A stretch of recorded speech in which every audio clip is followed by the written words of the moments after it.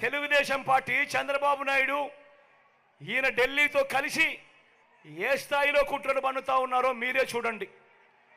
అవ్వాతాతలకు ఇంటికే వచ్చే పెన్షన్ దగ్గరుండి వీళ్ళే అవ్వాతాతలకు ఇంటికే వచ్చే పెన్షన్ దగ్గరుండి వీళ్ళే రాకుండా చేశారు.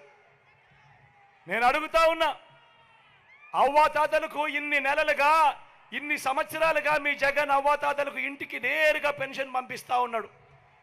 ఎన్నికలకు 2 నెలల ముందు చంద్రబాబు నాయుడు కుట్రలు పన్ని ఆ అవ్వాతాతలకు ఇంటికే వచ్చే పెన్షన్ రాకుండా చేస్తే ఆ అవ్వాతాతలు రెట్టించిన ఉత్సాహంతో జగన్కు ఓటు వేయరా అని అడుగుతా ఉన్నాడు.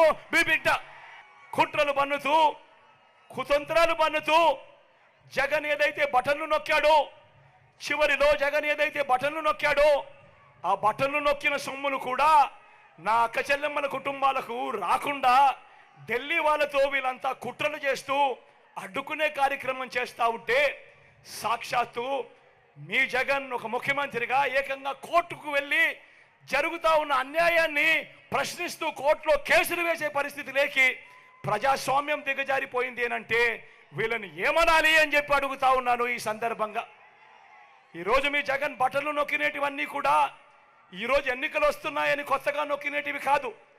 జగన్ ఈరోజు బటన్లు నొక్కినేటివన్నీ కూడా ఈ 5 సంవత్సరాలలో ప్రతి సంవత్సరం జగన్ బటన్లు నొక్కుతూ నొక్కుతూ నొక్కుతూ నొక్కుతూ నొక్కుతూ ఉన్న స్కీములకే బటన్లు నొక్కాడు జగన్. కొత్తగా వచ్చినటివి కాదు.